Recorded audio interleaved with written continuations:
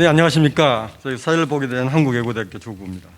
오늘은 인천대학교 중국학술원 중국학교문화연구소에서 국가 경계를 가로지르는 사랑과 문화, 한국, 중국, 베트남 그리고 하인 학교 이 테마로 세 분이 발표하십니다. 첫 번째는 1950년대 전후 한중 양국의 농지제도 번역과 전통 철학의 재구성, 이론 구상, 전개과정 그리고 전략의 대응을 중심으로 리페이 선생님께서 발표해 주시고요. 김인식 선생님께서 토론해 주시겠습니다. 두 번째는 다문화적 생활사 복원의 가능성과 도전들, 베트남 수도 하노이의 하인학교 문화유산 복원 사업을 중심으로 심지영 교수께서 발표하시고요. 정은주 교수께서 토론해 주시겠습니다. 세 번째는 더만생 주경성 중화민국 총영사의 친일활동과 학교사의 대응, 관지 매각 시도 한지를 중심으로 이정희 교수께서 발표하시고요. 김주화 교수께서 토론하시겠습니다. 지금 시간 관계상 세 팀이기 때문에요. 4시까지 끝내려면 한 팀당 20분 발표하시고요. 10분 토론하시면 되겠습니다. 플로우가 많이 안 계시는데 또 계시면 질문하실 수 있고요. 또 우리 발표 토론자 교수님들 사이에서도 질문 토론하실 수 있겠습니다. 제가 20분 정도 지나면 5분 전에 통보를 해드리겠습니다. 처음으로 우리 리페이 교수님 모시겠습니다. 네, 안녕하십니까. 저는 올해 8월 인천대학교에서 농업농촌 전체에 대한 한중 비교 연구로 박사학위를 받은 리페이라고 합니다. 오늘 제 발표 제목은 1950년대 정부 한중 양구의 농지제도 병혁과 전통 철학의 재구성이라고 하는데요. 한국 농지개혁과 중국 토지개혁 간의 비교이라는 그런 연구 주제를 중심으로 삼아 발표를 구성하고 있는데 여러 선생님들과 해당 주제를 논의하고자 합니다. 오늘 발표 제목은 포스터상의 제목과 다소 차이가 있으므로 부제목을 빼주시고 주제목만 참고해 주시면 감사하겠습니다. 우선 농지개혁과 토지개혁 간의 비교 연구를 다루기 전에 좀 더 거시적인 시각에서 제가 이 연구에 관심을 갖게 된 이유를 설명을 드리고자 합니다. 저는 과연 중국의 발전 모델이 특수한 것인가? 라는 질문에 대한 대해서 늘 관심을 갖고 있습니다. 이번 중국 공산당 20차 당대회에서도 중국식 현대화이라는 표현이 계속 등장하고 있는데요. 이 표현이 표방하고 있는 중국 특수성은 과연 특수한 것인가? 이러한 특수성을 도대체 어떻게 바라볼 것인가요? 그런 문제의식을 가지고 있습니다. 예컨대 한국의 경제, 사회, 정치적인 발전 과정과 중국하고 비교할 때 양국 사회 체제, 사회 경제 체제 차원에서 커다란 그런 차이임에도 불구하고 공통점도 좋지 않습니다. 제 박사학위 논문은 농업 농촌 전체의 변화 과정을 중심으로 양국 농업 농촌 분야의 발전 경로를 추적하면서 이러한 차이점과 공통점을 비교해 봤습니다. 오늘 제가 발표하는 한국의 농지 개혁과 중국의 토지 개혁과 관련된 비교는 꼭 양국 발전의 시작점이라고 할 수 있는 그런 시작점에 관련된 그런 비교라고 할 수 있는데요. 그렇다면 농지 개혁과 토지 개혁은 과연 유상 분배와 무상 분배 간의 차이가 있는지, 양국이 각자 다른 사회 체제와 이데올로기의 선택에 관련돼서 어떤 영향이 있는지, 그리고 양국의 발전 혹은 근대화 과정에서 농지제도 병혁이 맡았던 실질적인 역할이 무엇인지 그런 문제들을 이번 발표에서 함께 공토해 보도록 하겠습니다. 농지개혁과 토지개혁은 양국 정관 수립 단계에 벌어졌던 가장 중요한 역사적인 사건 중 하나로서 양국의 연구자 그리고 해외 연구자들도 이미 많은 연구를 진행해 왔습니다. 이들 연구의 주요 전조는 농지개혁과 토지개혁의 역사적 사실 규명 그리고 역사적 재평가에 집중해 왔습니다. 농지개혁과 토지개혁의 비교 연구로서 원래 이러한 기존 연구에 대한 공토가 따로 정리해야 하는데 지명의 한계로 이 발표문에서는 반영되지 못했습니다. 또한 양국이 서로 다른 사회 체제와 이데올로기를 선택했지만 농지제도 병혁에 대한 그런 관념과 행동이 왜 이렇게 비슷하느냐라는 질문에 대해 양국 식민지 시절의 농지제도에 대한 지식인들의 이론적인 탐색 그런 구상 그런 거를 논의할 필요가 있습니다. 그러나 역시 이 지명의 한계로 이 발표문에서는 논의되지 못했습니다. 이상 두 가지 생략된 내용에 대해 양해를 구했습니다. 기존 연구와 이론 구상에 대한 논의는 생략되지만 이는 본 연구의 문제 의식과 관련성이 있어서 시간 관계로 일단 기존 연구만 간략하게 설명해 드리겠습니다. 우선 렁지 개혁과 관련된 기존 연구의 경우 1980년대 중반은 연구의 분수령이라고 할 수 있는데요. 그 전의 연구들은 주로 농지 개혁 계획했던 토지 자본의 상호 자본화라는 목표가 잘 이루어지지 못한 그런 점을 추가하여 농지 개혁의 불완전성 그런 거를 논의를 해왔습니다. 농지 개혁의 가장 중요한 단계인 농지 배분은 정정의 발표로 중단되었다는 판단에 입각하여 과연 농지 배분이 제대로 진행되었는지에 대한 의문도 있는데요. 근데 1980년대 중반 이후의 연구들은 농지 배분이 전쟁 전에 이미 완수되었다. 그런 역사적인 진실을 규명하고 이에 기초하여 농지 배분 이후 자자농 개천을 중심으로 한 자장농 체제가 사실상 수립되었다고 주장해 왔습니다. 물론 이때 연구도 역시 토지 자본의 상업 자본화 실패이라는 입장에서 이후 인플레이션 때문에 농지 개혁이 사실상 지주선을 착취하는 그런 것과 별 차이가 없다고 그렇게 주장했습니다. 1990년대 이후 지역 차원의 자료를 중심으로 농지 개혁의 실상에 대한 신천적인 연구가 증가하면서 농지 개혁에 대한 재평가의 시선도 정작 상업 자본화 실패라는 논조에서 벗어나기 시작했습니다. 이때 소위 발전 구가론 이런 논조가 새로운 등장했는데요. 발표문의 발표문에서 제 2조인데 이게 아마 62페이지인가 그쪽에서 이를 간략하게 다루는 각주에서 다루는 내용이 있는데요. 좀 거시적인 시각으로 보면 이러한 논의는 큰 무리가 없지만 2000년대 이후 역사 자료뿐만 아니라 구술사 자료, 인류학적인 민족지 연구에서도 농민의 시각으로 농지 개혁을 재검토하는 다시 바라보는 그런 연구가 활발해지면서 이러한 논의에 대한 비판도 점점 커지고 있습니다.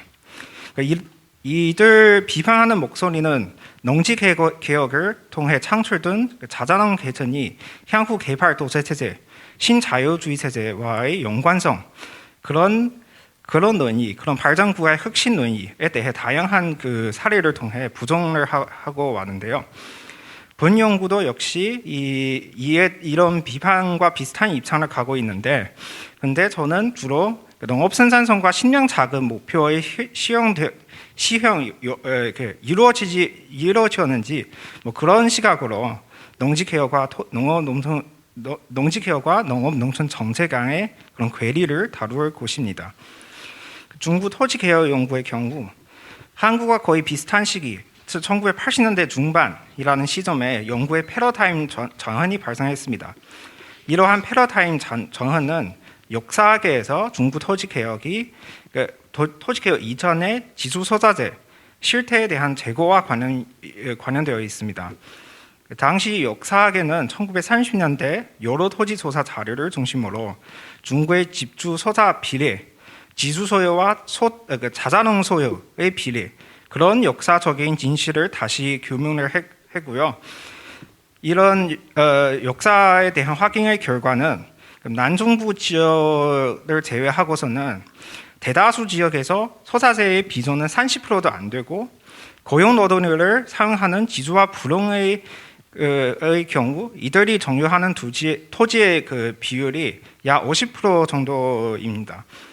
그래서 기존 중국 공산당이 당사 사원에서 계속 강조해왔던 소위 9대1, 8대2 그런 논조는 부정당했습니다.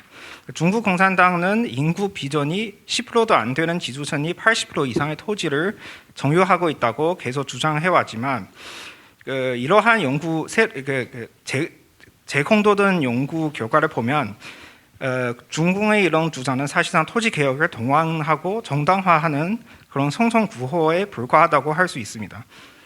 1990년대 이후 지역 차원의 그 자료와 구수사를 중심으로 진행된 토지 개혁 연구는 중농화론이라는 논조를 제시하는데요. 이 논의는 토지 개혁 이후 지주와 분홍의 정치적 수청 때문에 기존 자자농과 소자농의 토지 정유 면적이 모두 중농 수준으로 상승되었다는 그런 점을 강조했습니다. 그러나 이들 연구에서도 중농의 수준이 기존이 도대체 무엇인지 그런 것에 대한 불명하는데요. 사실상 이들 연구가 중농화론을 강조하는 이유는 농가 단독 경영을 부정하고 집단농업 정책을 강행하던 그 중궁 차기의 농업 정책을 비판하려는 것이죠. 결국 상수한 토지 개혁 연구의 패러다임 전환은 토지 개혁과 후수 중구의 농업 정책의 그 정당성을 부정했습니다. 하지만 토지 개혁을 바라보는 일반 대정, 중구 일반 대정 시선은 여전히 바뀌지 않았습니다. 철학 차원에서도 제 개인적인 연구를 포함한 많은 연구에서 토지 개혁은 전통 철학 구조를 뿌리로부터 개조했지만 이러한 개조 역시 전통 철학 구조에 기반한 것이라서 상당수 전통적인 요소가 토지 개혁 이후에도 이어지고 있다는 그런 논의가 있는데요. 따라서 본 연구는 토지 개혁의 정당성을 논의하기보다 철학 차원에서 농지 제도 병역을 어떻게 대응하고 어떻게 적용하는지 그런 것을 주목하고 있습니다. 중구뿐만 아니라 한국 농지 개혁을 논의할 때도 같은 철학 시각을 통해 양구간의 차이점과 공통점을 공통해 보고자 합니다. 마찬가지로 앞서 그 한국 농지 개혁과 발장구가 관계를 논의할 때 적용된 농업 생산성 향상 그리고 식량 증산 그런 시각을 역시 한국뿐만 아니라 중국에서도 적용될 수 있습니다. 이 두 가지 시각은 각각 본 발표문의 제2장 농지제도 병효의 전개 그리고 제3장 철학 차원의 대응과 철학의 재구성에 해당됩니다. 농지개혁의 경우 그 발표문에서 제68조 농지개혁 전개 과정에 대한 논의를 보면 농업 생산성 제고와 식량 증산이라는 농업 정책 차원에서 농지개혁이 사실상 실패했다고 할 수 있습니다. 이와 동시에 농지개혁 창출했던 자자농 개선도 1950년대 말에 농업과 식량 위기에서 농촌을 대거 떠났습니다. 따라서 농지개혁이 나중에 한국 식량 자금의 증산 기반이 될 수도 없고 자자농 개선도 군사 독재 정권의 지시 세력과 직접적인 연관성이 미미하다고 할 수 있습니다. 오히려 뒤에 논의된 농지개혁에 대한 철학 공동체에 대응하고 철학 구조의 병용 과정에서 새로운 형성된 철학의 권력 구조 그리고 이러한 권력 구조 아래 중농이 되기 위한 치열한 경쟁을 참여하던 사람들, 즉 일부 기존의 대지지주, 권위를 갖추는 그 양반 혹은 문정의 장, 공식적으로 혹은 반공식적으로 인정된 이장, 개발위원 그런 정치 에리트들이 근대적인 경험이 있는 농촌 유지, 제양군인 그리고 농사를 부지런하게 지는 도농가 이런 사람들이 식량 증산의 실질적인 기반이 되었습니다. 결국 한편으로 이들은 1970년대 이중 고가 정책 그리고 통일표의 보급 그런 거와 함께 사회 자급자족을 시행하였고 다른 한편으로는 새마을운동과 같은 국민 동원 과정에서 이들은 보수의 기반이 되기도 하였습니다. 그러나 이는 농지개혁으로부터 시작된 발전 구간 모델이라고 보기가 좀 어렵습니다. 토지개혁의 경우 사후적인 시각으로 보면 토지개혁 이후 집채소유제의 수립과 집단농업 정책의 실현은 사실상 토지개혁의 필요성을 부정했습니다. 그러나 제71조 후반 부분과 제72조의 내용에서 언급했듯 농업 생산성의 제고와 식량 증산 시각으로 보면 집채소유제와 합자사 운동도 농지개혁의 영상성상에서 불필요가 있다고 할 수 있습니다. 구체적으로 말하자면 집채소유제와 합자사의 설립의 객관적인 이유는 토지개혁 이후 농민과 국가 사이의 중개자 공백을 채우고 농민과 국가 간의 직접적인 거래 관계에서 발생하는 높은 거래 비용을 간소화하는 곳이며 주관적인 이유는 중국 지도자가 토지개혁 이후 농업 생산 구조를 소령 구조로 잘못 인식하면서 소령의 대농주의 경험을 과도하게 의존했기 때문이라고 할 수 있습니다. 사실상 1950년대 말과 1960년대 초 한국의 농업 농촌 정책 방향이 종종 자자농 기반론을 포기하고 농민 협동화론으로 전환하는 것도 이와 비슷한 주객관적인 배경이 있었습니다.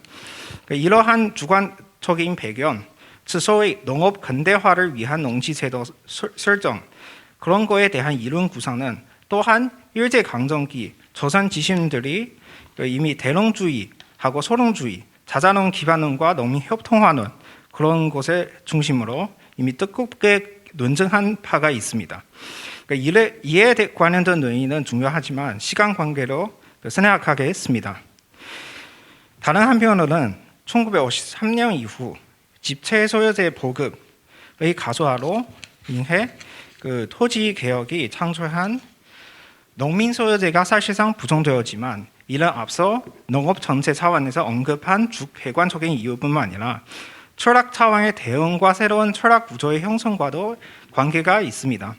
제 발표문에서 토지개혁 이후 형성된 이러한 철학 구조를 철학 공동체 말단 한종 족지 전모 구조라고 불렀는데 이는 한국 농지개혁과 비교할 때 가장 큰 차이점이라고 할 수 있습니다. 이와 관련된 구체적인 내용은 82에서 82페이지에 참고해 주시면 감사하겠습니다. 간략하게 설명을 드리면 한국 농지 개혁 이후 형성하던 철학 권력 구조는 일종의 중농이 되기 위한 경쟁 구조이라서 과거 지주층과 반상 질서 그리고 친족 관계가 공동으로 유지해왔던 전통 철학의 공통체성과 과거 철학의 유교적인 교화 기능이 기름에 대체할 수 있는 근대적인 그런 혼유 기능이 사실상 대폭 간소되었고 이는 1980년대 이후 철학 공동체 해체의 정주거이라고 할 수도 있습니다.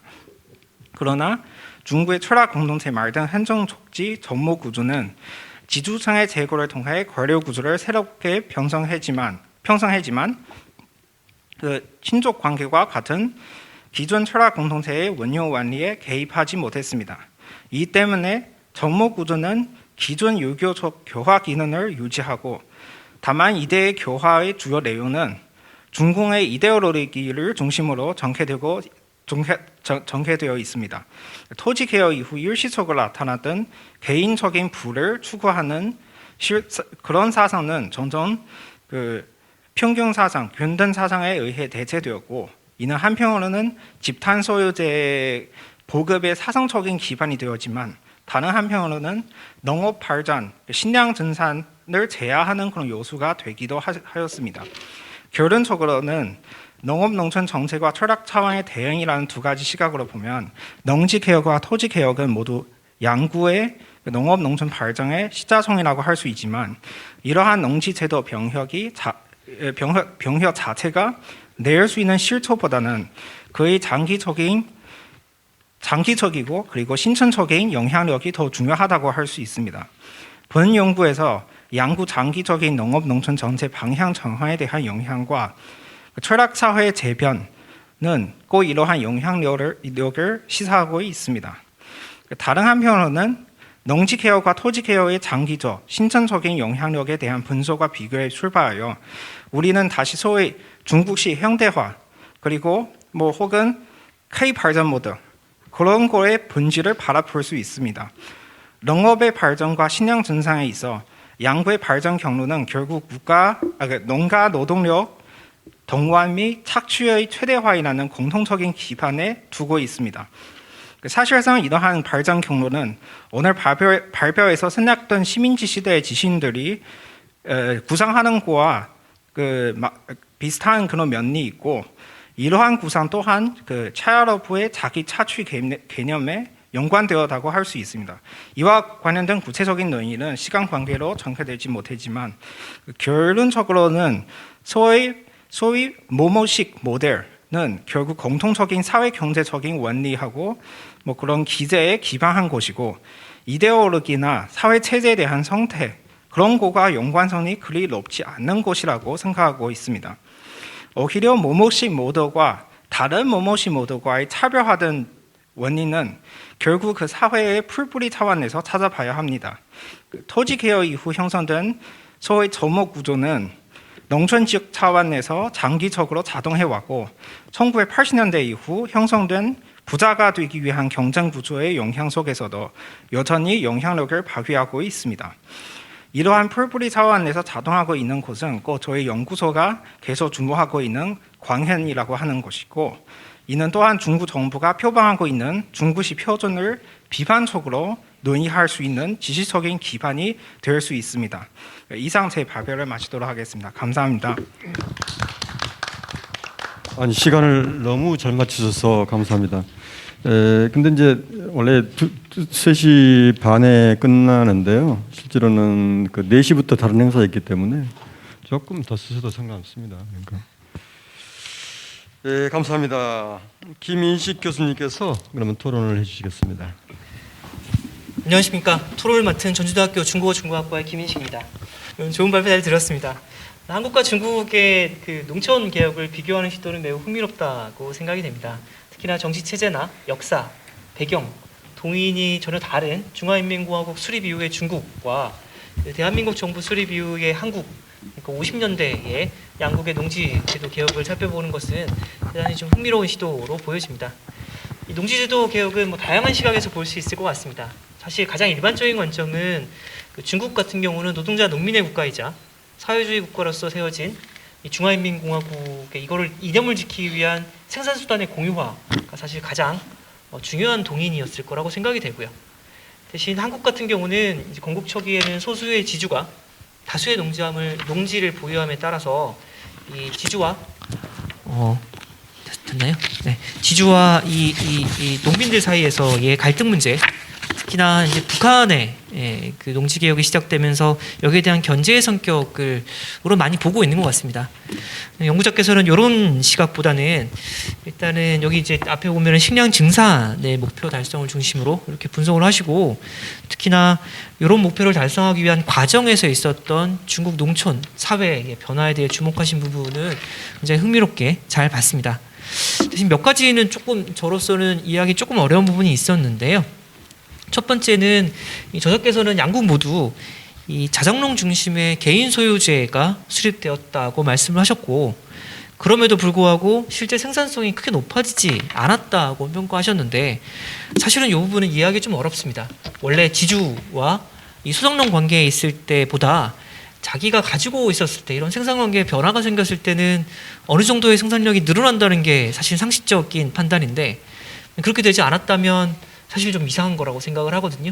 그래서 과연 어느 정도 생산이 증산이 되었는가, 그리고 또 그거에도 불구하고 그렇게 되지 않았다면, 그렇게 평가하시지 않는다면 그렇게 판단하는 이유를 좀 고견을 좀 듣고 싶습니다.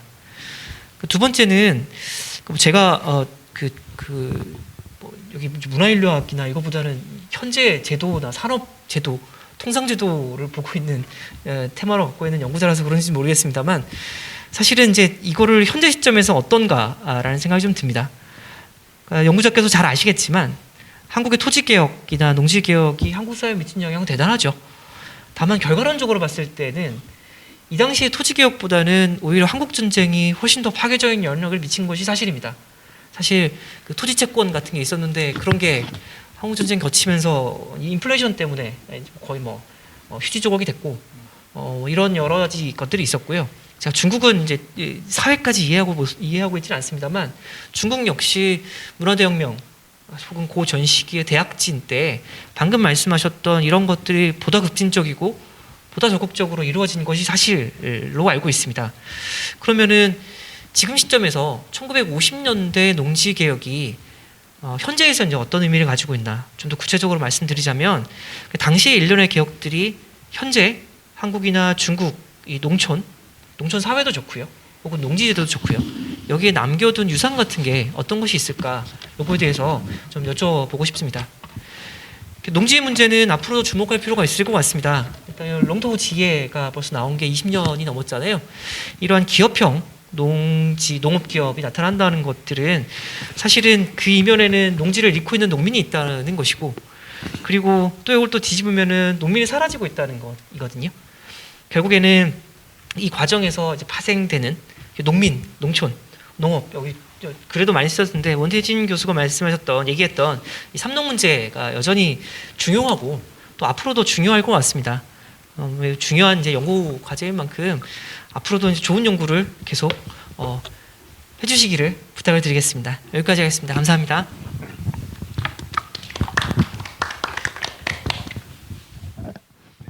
바로 답변을 해드릴게요. 네, 일단 그 좋은 토론을 해주셔서 주신 김인식 교수님께 감사하는 말씀을 드리고요. 교수님께서 지적하신 그 세 가지 문제성에 대해서 첫 번째는 식량 생산하고 뭐 생산성의 향상 문제에 대한 구체적인 어쨌든 농지 개혁하고 토지 개혁 이후 이미 개인 소유재, 농민 소유재 수립되고 당연하게 식량 증산이 효과가 있어야 된다, 뭐 그런 거를 지적을 하셨는데요.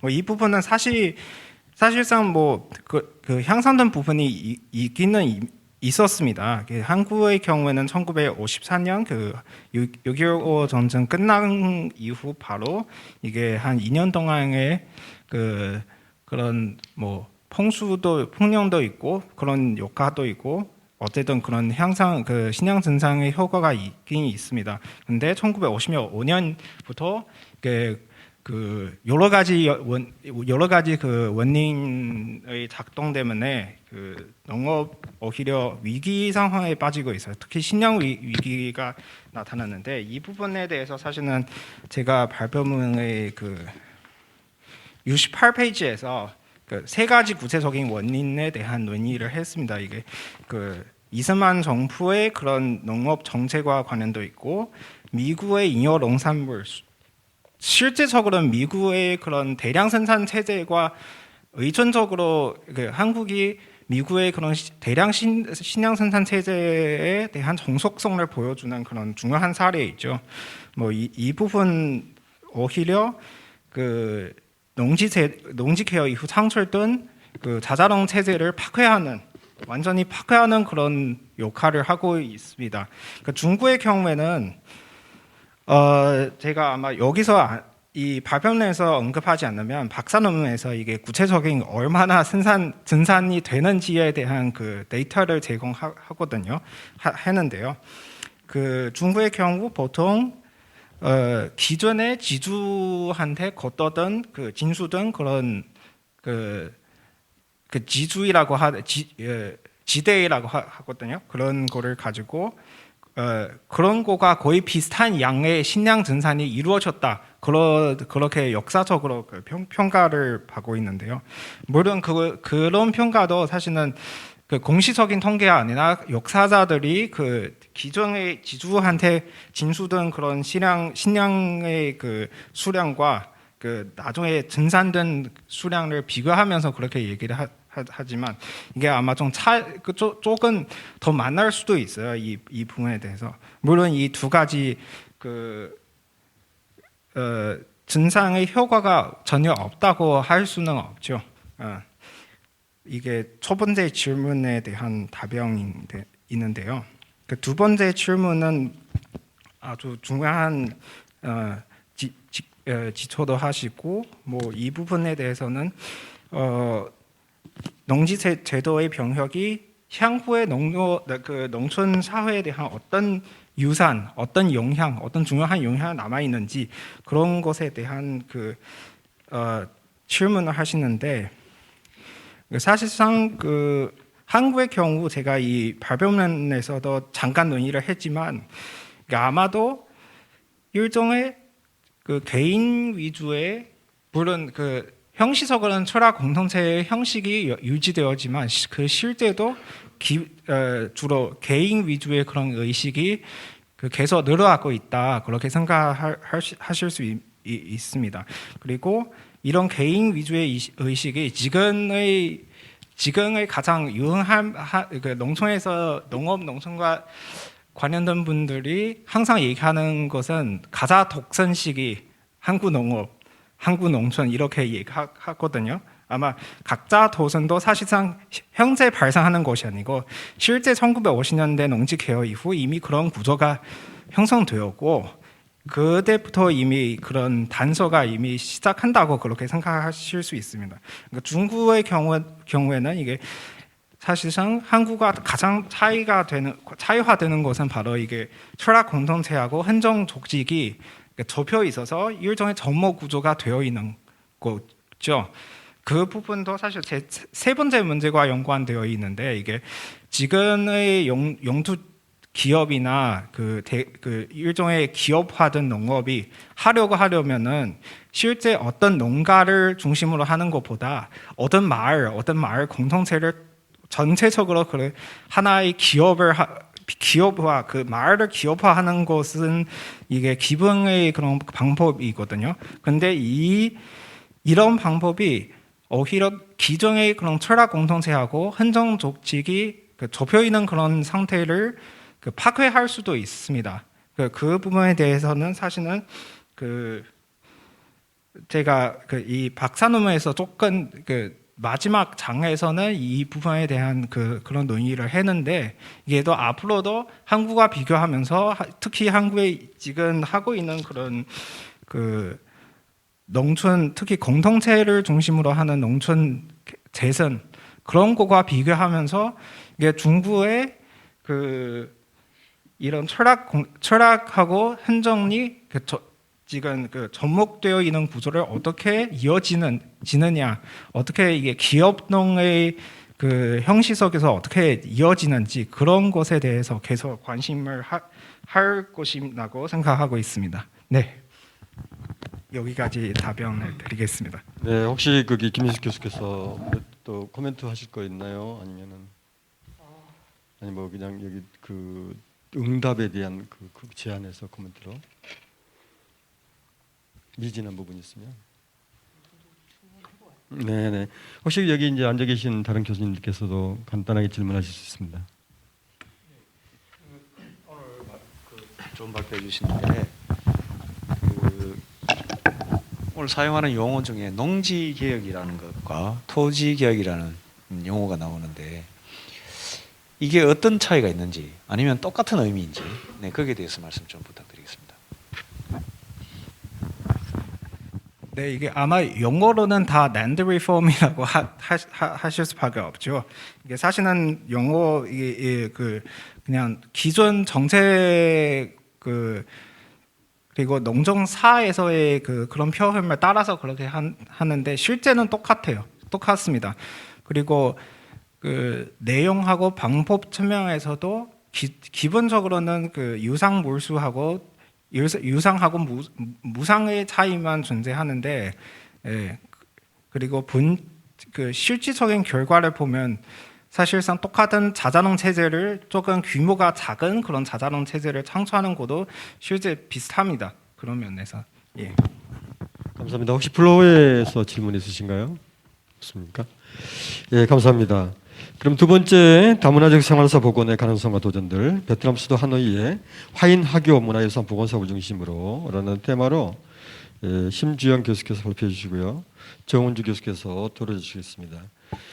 심주영 교수께서는 25분 드리겠습니다. 25분 드리고요. 정은주 교수께서 10분 토론하시면 되겠습니다. 심주영 교수께서는 그래서 25분이니까 45분에 끝내시면 됩니다. 네, 발표를 맡은 인천대 중국학교문화연구소의 심주형입니다. 오늘 제가 발표할 내용은 제가 주제를 다문화적 생활사 복원의 가능성과 도전들 그리고 부제로 베트남 수도 하노이의 화인 학교 문화유산 복원 사업을 중심으로라고 하는 제목을 잡았습니다. 사실 이제 이 연구는 지금 이제 진행 중이어서 제가 그 토론을 맡으신 정훈 선생님께 대단히 죄송했던 것이 제가 완성된 글을 못 드리고 PPT 형태로 저의 생각들을 좀 정리해서 그 토론을 준비하시는데 상당히 좀 어려움을 겪으셨을 텐데 제가 이 주제를 간단하게 왜 이제 연구를 시작한가에 대한 배경을 잠깐 말씀드리면 제가 이제 코로나 상황에서 2022년에 봄에 베트남에서의 어떤 뉴스를 접하면서 베트남 하노이의 구시가 지역에서 그러니까 화교회관이죠. 광동회관이 복원됐다라고 하는 뉴스를 접했습니다. 그러면서 이게 어떻게 이제 코로나 상황에서 우리가 이제 이렇게 오갈 수가 없고 현지 조사를 할 수 없는 그런 상황에서 그 내용들을 이제 접하게 되면서 지난 8월에 제가 이제 직접 이제 하노이에 가서 이 광동회관 복원과 관련된 현지 조사를 수행했습니다. 이제 그런 과정을 그런 과정 속에서 수집된 자료들이 이제 기반이 되는 것이고요. 다른 한편에서는 제가 이제 문화인류학을 전공하는 사람이고 문화인류학 중에서도 이제 역사인류학과 기억이라고 하는 문제에 대한 관심들을 계속 가져오고 있습니다. 이제 그런 측면에서 이거를 단순히 어떤 문화재를 복원하고 말고의 어떤 그런 문제가 아니라 역사인류학적인 관점에서 우리가 조금 더 확장시켜서 문화유산 복원의 정치라고 하는 관점에서 좀 접근할 수 있지 않을까라는 생각을 했고, 그래서 조금은 도전적으로 제 스스로가 도전적으로 제목을 다문화적 생활사 복원이라고 하는 제목을 잡아보았습니다. 우리가 이제 주지하다시피 생활사 연구는 1980년대에 이제 이 독일에서 급속하게 발전을 했고 이것이 이제 역사인류학이라고 하는 인류학의 하위 분과에 이렇게 큰 영향을 끼치게 됩니다. 물론 이제 그 독일의 역사인류학이라고 하는 것은 프랑스의 이제 그 아날 학파의 영향들을 또 받은 것이었죠. 이제 그 과정에서 이 생활사 연구가 가지고 있는 제안들 중에 하나는 뭐였냐면 기존의 정치경제사와 사회사 연구와는 다른 민중의 일상에 대한 관심을 가져보자. 그리고 그것을 통해서 역사를 이해하고 그리고 문화를 좀 이해하는 것이 필요하다라고 하는 제안이었습니다. 그런 의미에서 이제 민중생활사라고 하는 이름으로 연구들이 진행됐고 한국에서도 20세기 민중생활사 연구단이 꾸려져서 2000년대 초반에 그 일정한 성과들을 냈던 것으로 알고 있습니다. 그런데 다른 한편에서 보자면 생활사 연구는 민중생활사와 다른 어떤 민족생활사라고 하는 관점에서도 연구들이 계속되었고 그것은 이제 그 아나락파가 이야기했던 어떤 그 심성사라는 측면에서 그러니까 민족의 심성이 어떠한가 어떤 생활 습속을 갖고 있었기 때문에 그런 심성을 갖게 되었는가라고 하는 관심들을 가졌고 그런데 이것이 민족 국가라고 하는 민족주의의 영향을 받은 어떤 정치체와 결부되면서 결국은 어떤 민족주의적인 생활사라고 하는 것으로 또 고착되었던 것 같습니다. 저는 이게 민중생활사이든 민족생활사이든 어떤 식으로든지 생활사라고 하는 것을 단일한 어떤 문화적인 경향으로 설명하려고 하는 문제들이 있다라는 관점에서 이제 다문화적 생활사라고 하는 거 우리가 좀 상상하고 생각해 봐야 되지 않을까라는 생각을 했고 이런 측면에서 베트남의 수도 그리고 베트남의 수도에서 가장 오래된 곳으로 베트남의 어떤 정신을 가지고 있고 문화적인 심장이라고 이야기하는 구시가에서의 화교 화인 문화유산의 복원이라고 하는 것이 일정한 가능성과 일정한 어떤 또 다른 도전들을 보여주고 있다고 생각을 해서 이런 이제 그 제목을 잡아보았습니다. 네. 그래서 이제 저는 이제 그 글은 뭐 이렇게 그 첫 번째는 다문화적 생활사와 그 문화유산 복원의 정치가 이제 베트남에서 어떻게 진행되었는지를 설명을 좀 잠깐 드리고 그 다음에는 베트남 수도 하노이의 이제 화교 화인이 그렇다면 어떤 식으로 이 어떤 역사들을 가지고 있는지를 좀 그 조망을 하고 세 번째로는 구시가의 화교 화인 문화유산 복원 사업이 지금까지 어떻게 진행되었는지를 좀 이렇게 분석을 하고 마지막으로 이제 이 다문화적 생활사 복원의 가능성과 도전이라고 하는 게 어떤 우리가 시사점을 좀 발견할 수 있는지에 대한 말씀을 드리고자 합니다. 먼저 그 베트남에서 그렇다면 문화유산의 보존, 복원의 제도들은 어떻게 좀 역사적으로 좀 그 흘러왔는지에 대해서 잠깐 말씀을 드리자면 1954년에 이제 이 제네바 회담을 통해서 베트남이 남북으로 분단이 됩니다. 그런 과정에서 이제 북베트남 정부가 베트남 민주공화국이 이른바 최초로 고적 보존에 관한 규칙을 만듭니다. 그런데 이 고적 보존에 관한 규칙은 방금 전에 약간 이 토론이 있었습니다만 베트남에서 바로 직전에 진행됐던 이른바 토지개혁, 베트남에서도 마찬가지로 혼용을 합니다만 이게 농지개혁이라고도 하고 토지개혁이라고 하는데 이것이 일정하게 실패를 하면서 결국은 사람들이 모든 그 토지에 대한 소유권들이 대단히 혼란스러워진다는 거죠. 이런 과정에서 고적에 대한 파괴, 어떤 그 반달리즘이라고 하는 것들이 일상적으로 진행되는 상황에서 일정한 부분들은 우리가 지켜내야 된다라고 하는 어떤 관점에서 최초의 결정들이 만들어집니다. 그래서 이 고적 보존에 관한 규칙은 대체로는 부동산에 관한, 그러니까 부동산 소유와 개발을 제한하는 것으로서의 최초의 규정이었습니다. 그렇지만 우리가 알다시피 이제 베트남은 전쟁에 들어가게 되고 75년에 이제 이 전쟁이 끝나고 나서 76년에 베트남 사회주의 공화국이 이른바 그 유엔에 가입을 합니다. 그러면서 유네스코에 가입을 하게 되는데 이 유네스코의 가입이 이제 국제적인 표준에서 그 문화유산을 그 보존하고 복원하려고 하는 어떤 그 시작점이라고 이야기할 수 있을 것 같습니다.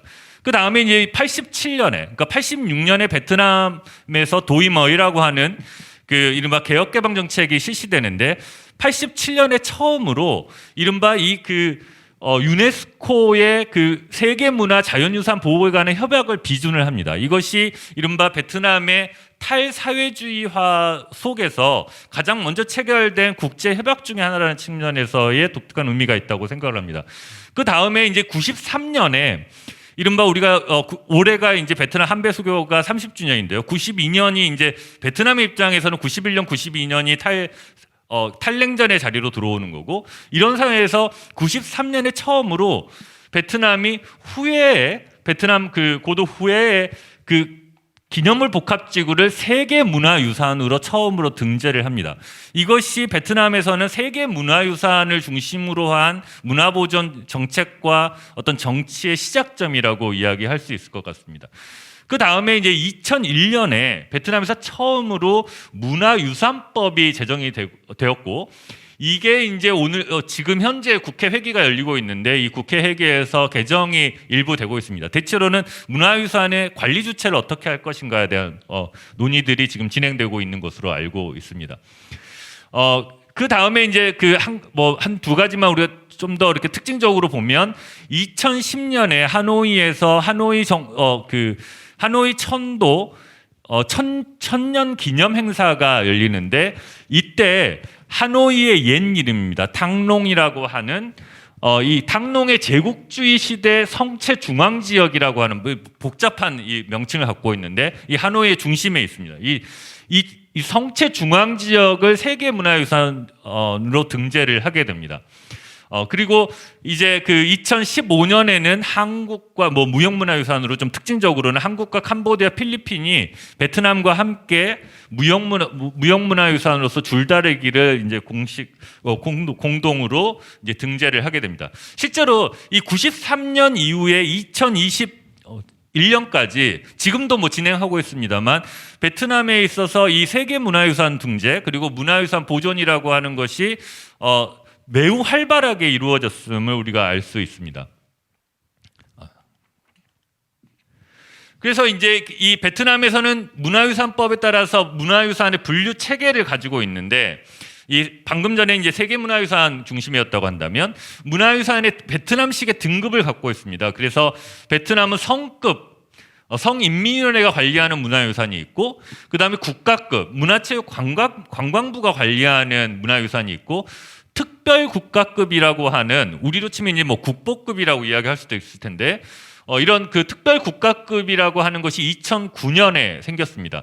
그런데 이 특별 국가급의 문화유산에서 중요한 것 중에 흥미로운 것 중에 하나는 이 첫 번째 특별 국가급의 그 범주에 들어가는 것 중에 하나가 이른바 민족 영웅과 대표적인 유명 인사가 민족의 역사적 과정에서 큰 영향을 끼치는 건축물 혹은 장소라고 하는 규정이 있어서 이 안에 혁명문화유산, 그러니까 사회주의 혁명문화유산, 그다음에 전쟁의 유산이 결국은 이 특별 국가급, 그러니까 문화유산으로, 그러니까 혁명의 역사적인 유산이 문화유산으로 전환될 수 있고 또 정치적인 유산이 문화유산이 될 수 있는 가능성들을 그 법적 기반들을 만들어냈습니다.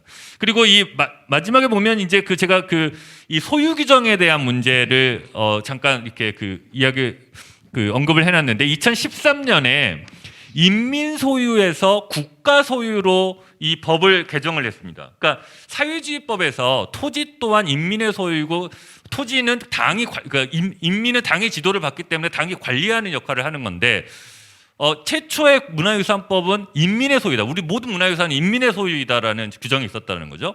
그런데 지금은 국가 소유로 바뀌었습니다. 근데 이게 왜 중요하냐면 결국은 소수민족들의 문화유산을 소수민족이 자신들의 문화유산으로 주장을 하거나 소유권을 주장하거나 아니면 예를 들어서 화교 화인 유산 같은 경우도 다시 화교 화인들이 이것을 우리의 유산이라고 주장할 수 있는 거죠. 베트남 시민권자인 한에서는. 그런데 국가가 소유하고 관리한다라고 하는 측면에서 보자면 이제 국가가 모든 문화유산에 대한 관리 주체로 등극하게 된다고 이야기할 수 있을 것 같습니다. 그 다음에 이제 하노이라고 하는 공간에 대해서 수도라고 하는 것이 도대체 어떤 식으로 베트남에서 의미가 있는가? 우리는 일반적으로 요즘은 이제 그런 분들이 안 계십니다만 베트남에 대해서 물어볼 때 호찌민시가 베트남의 수도가 아니냐고 묻는 사람들이 옛날에 많았습니다. 왜냐하면 훨씬 더 큰 규모가 컸고 그렇기 때문에 하노이가 수도인 것도 사실은 그렇게 그 사람들의 이렇게 머릿속에 들어와 있지 않았다라는 거죠. 그런데 이 수도라고 하는 것이 마찬가지로 베트남 사람에게도 마찬가지로 하노이를 정말 정도 수도라고 생각하느냐라고 하는 것은 최근에서야 이렇게 만들어진 정치적인 것들이라는 거죠. 그런 측면에서 흥미로운 건 이제 2002년에 이게 탕농이라고 하는 아까 2010년에 그 세계문화유산으로 등재되었던 곳이 발굴이 시작되는데 이 발굴이 대단히 우연적으로 됩니다. 그러니까 베트남의 국회의사당을 신축하려다가 신축 부지를 저 주소지로 잡았는데 거기에 유적이 발견돼서 이걸 어떻게 해야 되냐라고 하는 문제가 논쟁이 됐고 결국 그것이 베트남의 문화유산에 대한 어떤 발굴, 문화 보존 이런 것들에 직접적인 영향을 끼치게 됩니다. 2003년에는 결국 하노이 해방 50주년을 기념해서 리타이또라고 하는 하노이로 천도를 결정했던 1010년에 하노이로 천도를 결정했던 왕에 대한 이 동상을 건립을 하는데 사실 기록이 없어요. 기록이 없어가지고 이거 동상 건립을 할 때 공모전을 했는데 공모전에 거의 상상화 수준이어가지고 우리도 뭐 세종대왕이나 이순신상에 대한 논쟁이 있습니다만 이거 엄청나게 논쟁이 있어서 결국은 정말 이 상상의 모습으로 재현이 되었습니다. 뭐 그런 논쟁들도 있었고 그 다음에 2004년에 제가 지금 집중적으로 연구를 하고 있는 하노이 구시가 지역이 국가유산으로 지정이 됐습니다. 이른바 에이션트 쿼터라고 하는 것을 이제 수도의 어떤 심장으로 선언한 것이라고 이야기할 수 있을 것 같습니다. 그래서 2010년에 이제 이 대규모의 베트남 내에서 엄청난 논쟁이 있었고 예산 낭비라는 욕을 먹으면서도 정도 1000년에 대한 기념식을 통해서 하노이가 베트남의 수도이다. 그리고 1000년의 역사를 갖고 있다라고 하는 것을 이제 주장을 했던 거죠. 그런데 베트남에는 사실은 역사적으로 보면 2010년 이후에도 매우 다양한 수도들이 있었습니다. 사실 하노이가 수도였던 시기가 별로 그렇게 오래됐다고 이야기할 수는 없는 거죠. 가장 큰 거는 45년에 2차 세계대전이 끝난 이후에 가장 먼저 수도로 선언된 거는 베트남의 중부의 후에이고 그 다음에 45년에 8월 혁명 이후에 하노이가 호찌민에 의해서 수도로 선언됐다라는 거죠. 그런데 49년에 다시 바오다이가 사이곤을 베트남국의 그리고 베트남 공화국의 수도로 선언을 하게 됩니다. 그리고 심지어 하노이가 그렇다면 정말 무슨 천도의 서사가 이야기하는 것처럼 정말 뭐 용이 승천하는 곳이고 모두가 평화로운 그런 곳이냐라고 했을 때 한참 전쟁이 그 베트남 전쟁이 한창일 때 1969년에 베트남 공산당 안에서도 논쟁이 있었다는 거죠. 하노이가 비만 오면 침수되고 홍수에 취약하고 공격에 취약하고 그렇기 때문에 하노이 북부 쪽에 빈푹성이라고 고원지대로 이전하자라고 하는 논의가 있었습니다. 이제 이런 역사들이 있었다라는 거죠. 그리고 베트남은 실제로 낑족, 그러니까 이 홍강 델타에만 사는 사람들을 위한 국가가 아니었고 54개의 민족을 통해서 그 구성된 국가입니다. 각각의 민족은 각각의 생활의 중심지가 있었고 시장이 있었고 성체가 있었다라는 거죠. 그리고 마찬가지로 이 낑족 중심의 서사에서 이 다수종적인 이게 2010년에 그 정도 1000년을 기념했을 때 하노이에 있는 통일공원에 세워진 동상인데 이 왼쪽은 호찌민이고 오른쪽은 돈득탕이라고 하는 그 제2 두 번째 국가 주석입니다.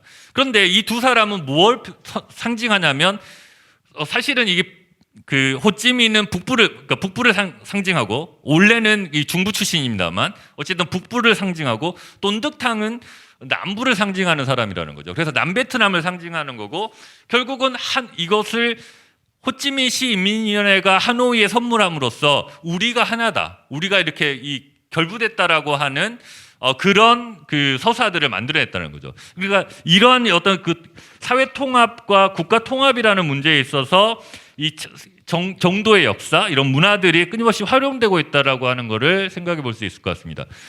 그래서 이제 결과적으로는 이 하노이라고 하는 수도라고 하는 것을 탄식민주의적으로 이렇게 만들어내고 또 문화유산에 대한 이데올로기 전유가 진행되는 어떤 과정들 속에서 우리가 생각해 볼 수 있는 것은 홍강유역과 낑족 중심의 역사, 그러니까 이 다수종족 중심의 역사 서사라고 하는 것이 끊임없이 진행되어 왔고 이게 이제 그 왼쪽 지도는 하노이가 어떻게 이렇게 확장되었는가를 보여주는 거고 이 아래쪽은 구시가 지역입니다. 그래서 이제 구시가 지역은 얼마나 어느 정도의 범위로 결정되었는지라고 하는 건데 그런데 또 다른 측면에서 보자면 하노이가 결국은 하나의 성체로서의 이 시터델이 있었기 때문에 성체로서의 도시와 또 한편에서는 뭐 이주, 그다음에 상업, 그다음에 생산지로서의 자리들이 역사들을 갖고 있는 그러니까 합성도시적인 특성이 있는데 이런 것들을 사실은 이 탈식민적인 전유 아래에서 무시하기 시작했다는 거죠. 그리고 전유하고 뭐 혁명과 어떤 독립의 상징으로 전환되어 왔다는 거죠. 그 다음에 이거 이제 반식민 사회주의적인 저항이나 이거 공동체 서사라고 하는 것이 이제 그런 내용들일 테고요.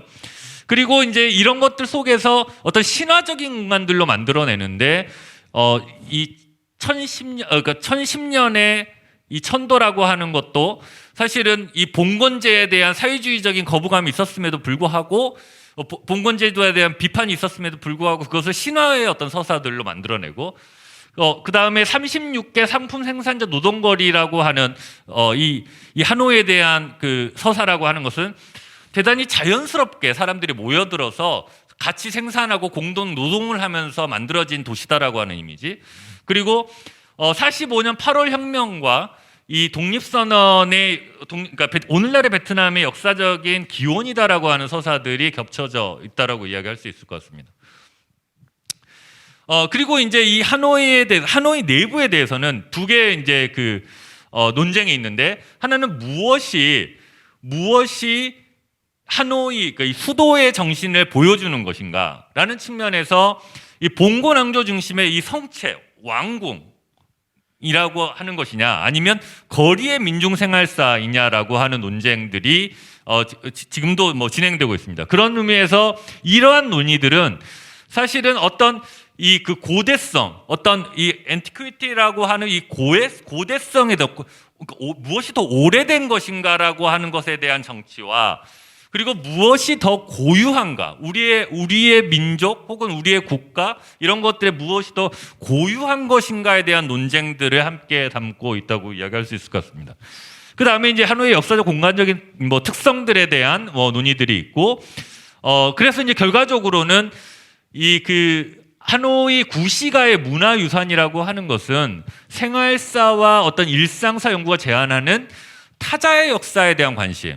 그러니까 어떤 이 뭐 노동자라든지 빈곤자라든지 이런 관심들과 연관되는 다른 이주자들에 대한 관심과 이것들을 어떻게 포용할 것인가에 대한 문제를 제기하고 있고, 그리고 또 다른 한편에서는 이 그 혁명의 서사에서 배제된 사람들, 사실 상업하는 사람들은 대부분 많이 배제되었다는 측면에서, 그리고 또 사라지거나 이 민족사 서술에서 이 배제되었던 이 지워진 이들의 생활사에 대한 관심들이 이제 제기되고 있다고 이야기할 수 있을 것 같습니다. 제가 시간을 빨리빨리 해야 될 것 같은데요.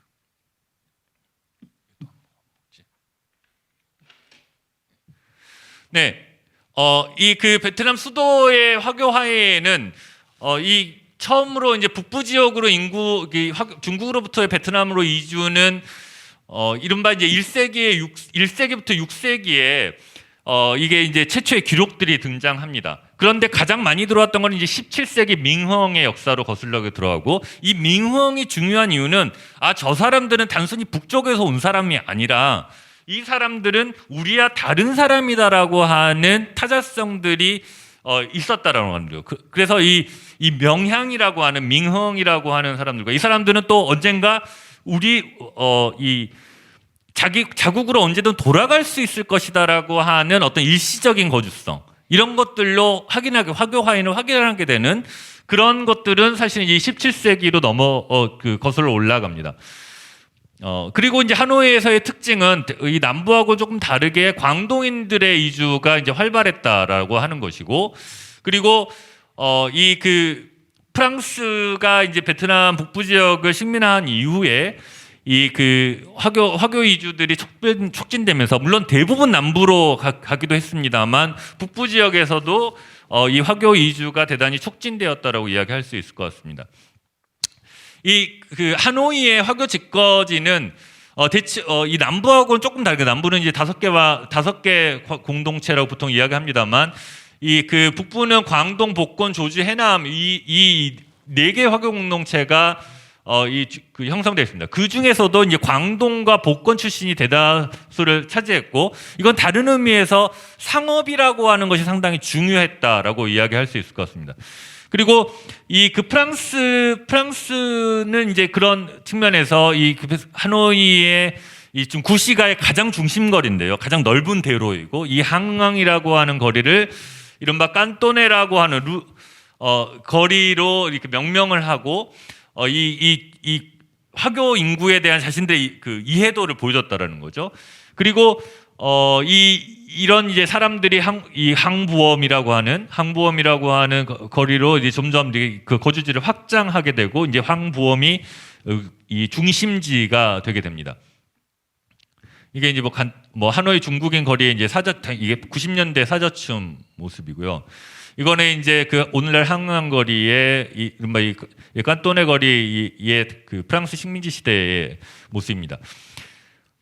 이게 이제 프랑스 지배와 이 화교화인의 집거지 형성이 동시에 이루어지면서 하노이 구시간의 전통적인 연관이 급속하게 변하게 됩니다. 그 중에서 이제 가장 큰 변화는, 원래는 36개까지는 아니어도 상당수가 생산자 중심 거리라는 거죠. 지금도 마찬가지로 하노이 구시가에 가면, 올드쿼터에 가면 뭐 이 그 각각의 거리에 일부 이 생산자 거리들이 남아 있습니다. 그런데 이것이 이제 점점, 원래는 이제 그런 것이 주였는데 상업지구로 변화하게 되고, 원래 이 항부엄이라고 하는 거리는 이 도시라든지 그 교역물품을 그 대나무로 만드는 뭐 이런 곳이었다는 거죠. 그런데 이제 완전히 이 화교 인구들이 거주하면서 상업지구로 이렇게 변화하게 됐다라고 하는 겁니다. 그래서 이제 뭐 그 이제 화교 커뮤니티가 커지면서 회관들이 건설이 되고, 이 중에서 이제 이 구시가 삼권 대부분을 이제 프랑스가 이제 화교들에게 이제 그 일임하면서 대부분 북부 지역의 그 경제권도 화인 화교들이 장악하게 되는데, 여기에 이 바이크타이브어이라고 하는 베트남인이 이 홍강을 중심으로 한 교역권과 수송권, 운송권을 장악하게 됩니다. 이 사람은 이제 사실 이 바이크타이브어이는 당시에 베트남의 4대 부자 중에 한 명이라고 보통 이야기하는데 3대 부자는 다 남부 출신이고 3대 부자는 다 화교와 관계가 있는데 바이타이보에만 유일하게 베트남 사람이라는 거죠. 그래서 이 사람이 심지어 그 베트남의 교과서에도 실려 있습니다. 그래서 이 베트남 구시가를 중심으로 한 상권에서 운송권을 가지고 있었다는 점, 그리고 어쨌든 경쟁이 가능했다라고 하는 측면에서 이 바이타이버이가 얘의 역할을 생각해 볼 수 있을 것 같습니다. 프랑스와 이 베트남 민주공화국이 그 항불항전을 그러니까 전쟁을 펼치는 시기에 화교 하인의 이제 모습을 잠깐 이렇게 생각을 해보면 이 일부 이제 화교 하인들은 베트남의 독립운동가 혹은 지식인들, 민족주의자들과 교류협력들 활발하게 펼칩니다. 그래서 이건 이제 대체로 이제 신의 혁명이라고 하는 영향들 때문이고, 그래서 이제 순원이 두 차례 하노이를 방문하게 됩니다. 베트남은 5번 정도 오는데요. 2번에 와서 장기간 체류하면서 구시가 지역에 체류하면서 특히 이제 이 광동해관, 조금 이따 말씀드린 광동해관에 집중적으로 그 체류를 하게 됩니다. 그리고 뭐 또 다른 측면에서 이 호찌민이 주도하는 비행민 세력도 이 화교 거주지를 자신들의 아지트 혹은 비밀 사무소로 활용하기 시작한다는 거예요. 왜냐하면 프랑스가 이 화교 거주지에 대한 이 관리 감독이라든지 이런 것들을 다소 느슨하게 했던 이유 때문이기도 합니다. 이게 이제 호찌민이 그 독립선언서를 만들었던 작성했던 집인데 이게 이제 지금의 그 화교 거주지에 있는 것이고요. 이 오른쪽은 지금 최근에 2000년에 복원이 됐는데 이게 그 EM이라고 하는 베트남의 전통 의상인데 중국의 도두어인가요? 도두어라고 하는 속옷, 여성용 속옷에 사실 이 전통과 관련되어 있습니다. 그래서 사실은 이게 이런 것들이 이제 그 화교 문화들의 영향이라는 거죠. 54년 이후에는 이제 일부 북부의 많은 화교들이 또 남부로 이주를 합니다. 그리고 이제 화교 이주, 네, 알겠습니다. 화교 이주, 그리고 가장 이제 큰 거는 79년의 베중 국경 전쟁 때문에 이것이 북부 지역 화교 공동체를 해치해야 하는데 가장 결정적인 상황들을 발생시킵니다. 이제 시간이 거의 다 없어지기 때문에 이제 빨리 넘어가겠습니다. 이게 이제 이 화교 문화유산 복원 사업에서 이제 제가 잠깐 넘어가서 제가 오늘 집중적으로 말씀드릴 이 광동회관이라고 하는 문제인데, 이 광동회관은 2021년에 복원이 됐습니다. 이렇게 지금 이번에 제가 현지 조사 가서 찍은 사진이고요. 그런데 여기서 핵심적인 것은 광동회관이 79년부터 2019년까지는 이 오른쪽에 있는 유치원으로 사용됐다라는 겁니다. 광동회관을 사실은 이게 이렇게 몰수한 거죠. 몰수해가지고 학교로 사용을 했고, 그래서 지금 이 복원된 광동회관에 가면 한쪽 면에는 유치원에 관한 기억들이 전시되어 있고, 왼쪽 면에는 순원과 관련된, 손중상과 관련된 전시품이 있습니다. 근데 이걸 복원했던 분에게 제가 전해 들은 바에 따르면 중국 대사관에서는 광동회관에 이 손중상, 그러니까 순원의 기념관을 만들어 달라고 요청을 했고, 베트남은 그렇게는 할 수 없다. 절반을 나눠서 이쪽은 유치원의 거리의 기억들을 그대로 남겨놓고 한쪽만 순원의 기념관으로 놓았습니다. 이제 마지막 이제 결론인데, 제가 이 왼쪽의 사진을 굳이 이렇게 따로 이번에 찍은 건데, 따로 이렇게 보여드리는 이유는 이 부조물에 머리가 없습니다. 전부 다. 머리가 없는 이유는 79년에 국경전쟁이 벌어지는 상황에서 화교들에 대한 이른바 위협과 상징적인 위협이었다는 거죠. 목을 잘라버리는 부조물들이었고, 이것도 그대로 이 복원한 분들에게 이야기를 들었을 때 이것도 자기들은 그대로 남겨두려고 했다. 그러니까 그건 물론 정부는 몰랐지만 복원의 작업을 하셨던 분들은 이제 그런 이야기를 하셨다는 거죠. 그래서 결국 이제 그래서 제가 이제 이 결론적으로 말씀드리고 싶은 것은 79년 전쟁 이후에 해체되고 지워진 하노이 이제 구시가의 화교 화인 유산이라고 하는 것은 결국은 화교 화인이 없는 상태에서 복원된 어떤 생활사라는 거죠. 그리고 화교 화인이 관리할 수 없는 상태로 복원되는 이 그 회관이라고 하는 데에서 특징이 있습니다. 그러니까 이 남부의 쩌런이나 이런 데는 화교 화인 조직들이 관리하고 있지만 북부는 그럴 수 없다라는 거죠. 그리고 이 문제는 또 하노이의 구시가라고 하는 어떤 지역에 대해서 어떤 홍강 델타 중심적인 민족주의적 서사에 대한 비판적인 시각들을 제안하는 것 같습니다. 그리고 다른 한편에서는 그럼에도 불구하고 왜 베트남이 끊임없이 이걸 하고 있는가라는 측면에서 이제 관광 자원이라고 하는 건데, 이럴 때 사실은 이 문화적인 소통을 제한하는 문제를 우리 어떻게 바라볼 것인가라는 문제를 제기를 하는 것 같습니다. 결국은 이제 저는 이제 이 상황들을 보면서 광동회관이 보여주는 바처럼 한편에서는 또 가능성이 있다고 생각하는 것은 이 공간의 역사가 지닌 다중성을 이렇게 이른바 그 손중상과 유치원이라고 하는 학교라고 하는 기억들을 같이 보여주면서 사람들에게 이 공간이 가지는 다중성을 보여주는 것, 또 그런 방식의 다른 공간들에도 같이 이런 다중성을 재현해 주는 것들이 의미가 있다고 생각하고 거기에 대한 좀 평가와 관심들이 좀 필요하지 않는가라는 생각을 해봤습니다. 시간을 제가 너무 많이 썼습니다. 네, 감사합니다. 네, 감사합니다. 그러면 정은주 교수님께 마이크를 넘기겠습니다. 네, 토론을 맡은 인천대 중국학술원의 정원주입니다.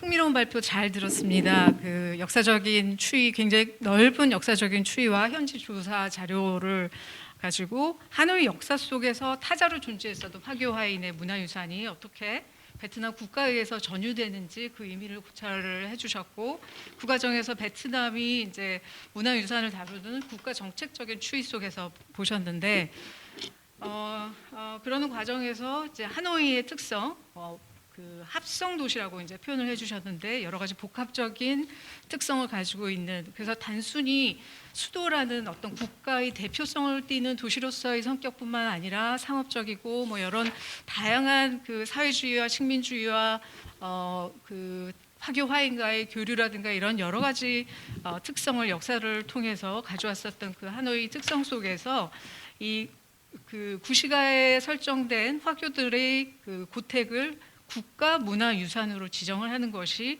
그 소수자의 다름이 덮여져 버리는 그런 과정, 즉 공동체, 선생님 표현에 의하면 공동체 서사에서 국가 문화유산화가 진행됨으로 인해서 타자성이 감춰져 버리는, 묻어져 버리는, 그러므로 인해서 우리가 생활사 속에서 읽어낼 수 있는 어떤 다문화적인 자취가 국가의 베트남의 어떤 국가의 기획하에 지워져 버리는 것이 아닌가라는 굉장히 흥미로운 질문을 문제 제기를 해주셨습니다.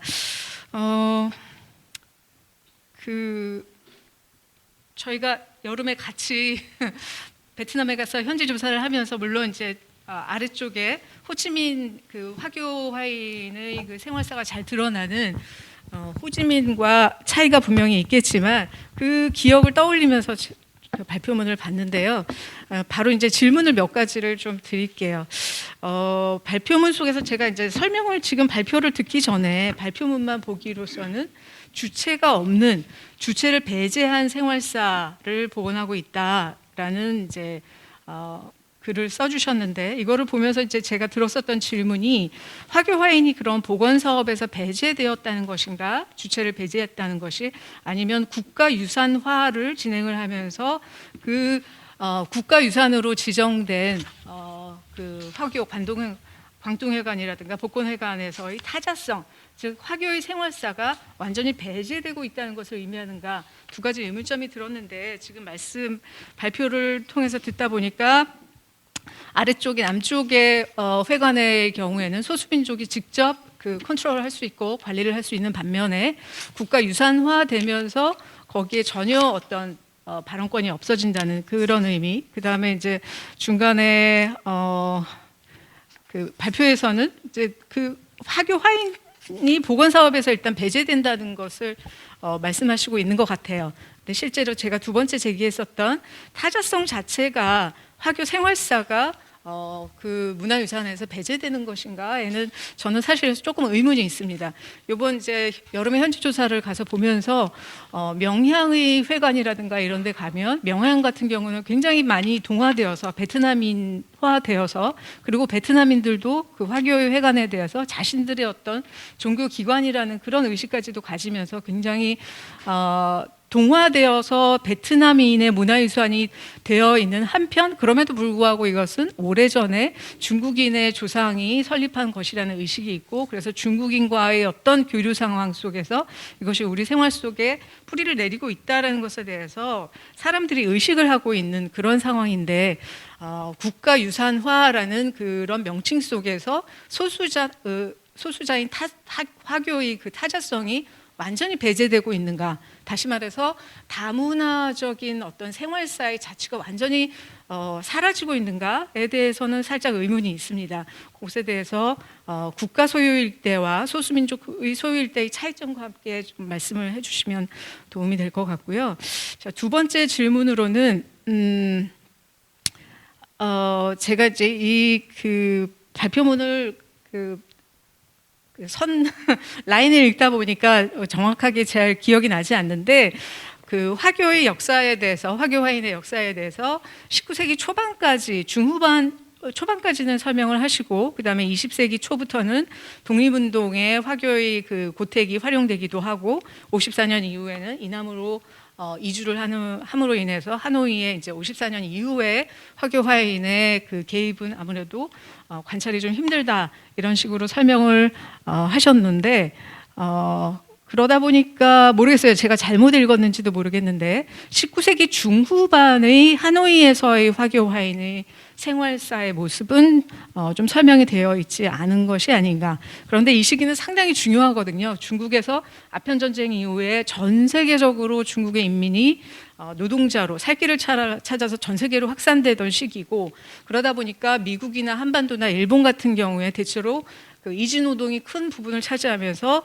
그 이주 화교 화인들의 계급이 완벽하게 변화하는 그런 시기여서 지금 베트남 하노이 같은 경우에는 17세기 물론 이전부터 있었지만 17세기부터 민흥인가요? 민흥을 통해서 본격화되면서 굉장히 자본을 갖춘 상업계층으로서 베트남 하노이에 교류를 하는데 이 시기에 19세기 후반에도 여전히 그런 상인계층으로서의 계급적인 위치를 유지를 해왔는지 그렇다면 분명히 이 그 20세기 후반에 지금 21세기의 국가에서 국가 문화 유산화 한다 하더라도 거기에서의 어떤 화교 화인이 가지고 있었던 자취가 완벽하게 지워질 수는 없지 않을까 그런 생각이 좀 들었었고요. 제목을 다문화적 생활사 복원의 가능성과 도전들이라고 붙이셨는데 그 문제 제기는 상당히 잘 들어오는데 과연 이 내용 속에서 다문화적 생활사 복원과 관련된 내용은 조금 더 설명을 해주시면 어떨까 그런 생각이 들었습니다. 왜 그러냐면 예를 들어서 이게 이제 그 다수의 그 소수민족이 결합된 국가로서 소수민족의 문화를 국가유산으로 지정하는 문제는 분명히 한국과 조선족과 중국의 사례에서도 잘 드러나는 것 같아요. 예를 들어서 아리랑을 중국이 국가의 문화유산으로 지정을 하면서 이웃국인 한국과 여러 가지 문제가 있지 않았습니까? 그럴 경우에 이게 아리랑에서 조선족의 그러니까 중국의 타자였었던 조선족의 자취가 완전히 없어지는가 아니면 이 국가유산으로 지정을 하면서 다문화적인 생활사 복원을 중국이라는 국가가 시도하는 것인가 그것에 대해서는 여전히 의문이 있는데 베트남의 경우는 어떤 것인지에 대한 것을 좀 비교론적인 시각에서 말씀을 해주시면 좋지 않을까 싶습니다. 여기까지입니다.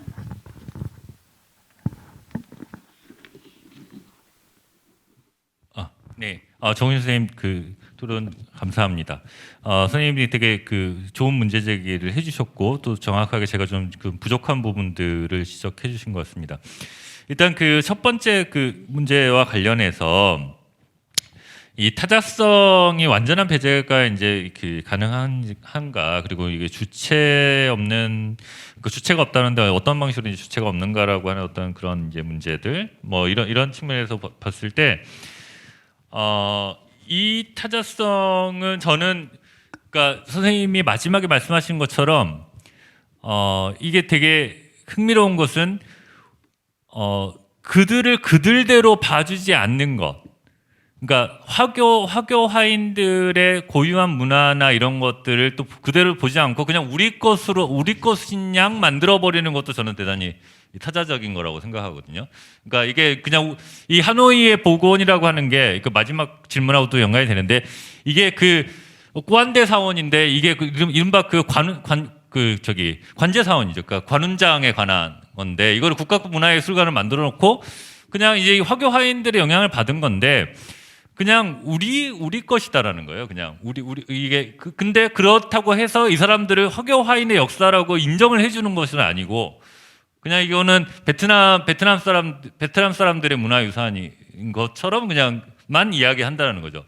그리고 실제로 여기에 이제 그 하노이 구시가에 가면 가장 흥미로운 건 뭐냐면, 결국은 이런 사당들의 그러니까 이 종교적인, 그러니까 어떤 종교적인 의례적인 자리들을 다 닫아놨어요. 그러니까 사람들이 모일 수 없는 거죠. 그러니까 사람들이 이 공간에서 국가가 허용한 날을 제외하고는 일상적으로, 그러니까 이 남부 같은 경우는 선생님하고 현지조사를 할 때도 그랬습니다만, 남부 같은 경우는 그냥 뭐 향 피우고 매일 와서 사람들이 드나들 수가 있는데, 이 북베트남의 구시가는 그럴 수 없다라는 거죠. 그리고 관광객들을 위한 공간으로 완전히 변화됐다는 측면에 저는 이제 그 문제를 생각해 볼 수 있을 것 같고, 그다음에 이제 이주와 관련해서는 19세기 중후반에 같은 경우에 베트남에서 특징적인 것은 이 그 한참 화교들의 이주가 확장됐을 때 대부분의 이주가 이제 메콩 델타 지역으로 집중이 됐다라고 하는 겁니다. 그러니까 이게 노동과도 관련이 되는데, 이 북부 지역의 상업 중심적인 공간으로 이 프랑스가 들어오기 바로 직전부터 그렇게 되면서, 그리고 그 전에 사실은 이 그 19세기에 응웬 왕조가 후예를 도읍지로 하면서 하노이는 정치적인 중심도 아니었다라는 거죠. 그러니까 이러면서 사실은 한편에서는 이주 노동 인구의 유입이 오히려 그러니까 이게 상대적으로 좀 떨어지게 되고, 이제 그런 측면에서 이 북부 지역 화교가 말 그대로 어떤 상인으로서의 역할들에 훨씬 더 집중하게 되는 부분들이 좀 있는 것 같습니다. 그런 이제 특징적인 것들이 분명히 있는 것 같고요. 그 다음에 마지막으로 그 선생님이 말씀하셨던 국가유산, 선생님 마지막 제가 제목과 관련된 거예요. 네, 감사합니다. 제목과 관련해서 사실 이게 이제 저도 이 문제가 대단히 제 스스로에 좀 도전적인데, 이 다문화적 생활사라고 하는 생각을 제가 이렇게 아이디어를 생각했던 것 중에 하나는 이것이 회관이기 때문에, 이것이 회관이고 이것이 결국은 베트남에서 지금 현재 구시가의 가장 핵심적인 상업지구를 관통하고 있고, 그리고 이 회관이 곧바로 회관의 바로 옆들이 이 시장으로 기능했고, 이 거리 자체가 결국은 화교화인의 역사와 이 베트남인들의 역사가 함께 뒤섞이는 공간이었다는 측면에서, 이 공간을 이해하기 위해서는 결국은 다양한 인입들을 함께 좀 봐야 되지 않는가라는 측면에서 일단 좀 잠정적으로 한번 잡아봤습니다. 네, 감사합니다. 예, 시간이 없고요. 원래 30분이 늦춰졌기 때문에 빨리 진행하겠습니다. 세 번째 발표는요, 범한생 주 경성 중화민국 총연사의 친일활동 가교사의 대응, 관지 매각 시도와 환지 중심으로. 선생님께도, 이정희 교수님께도 25분을 드리겠습니다. 그래서 30분까지 하시고요.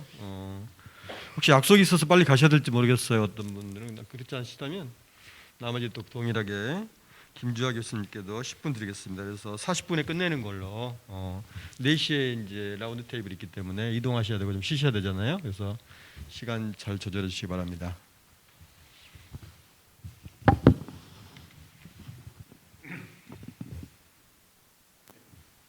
시간을 많이 주셔서 감사합니다. 저는 한 10분 내로 빨리 끝내려고 했는데. 근데 하여튼 그 제가 그 우리 그 자료집에 있는 것을 조금 많이 보완해서 여러분들에게 지금 이 논문을 나눠 드렸습니다. 네, 그것을 기준으로 해서 오늘 토론도 해 주실 것으로 생각합니다. 먼저 이 문제를 조금 보려면 지도를 한번 보는 게 굉장히 중요할 것 같습니다. 네, 띄워주시면. 네. 뭐 여러분 다 아시다시피 명동은 우리나라에서 가장 그 땅값이 비싼 동네로 알고 있습니다. 그런데 1883년, 4년 이경에 이 중요한 이 지역에 그 당시에 이제 청조죠. 청조가 여기에 땅을 한 7,000평 정도를 매입을 했습니다. 지금 뭐 땅값이 한 1억이라고 하더라도 7,000평이면은 7천억입니다. 엄청난 이 노른자 이 땅에 7,000평을 가지고 있었습니다. 제가 오늘 말씀드리는 부분이 이 그 주한 중국 대사관으로 되어 있습니다. 이게 한 3,000평 정도 된다고 보시면 되고요.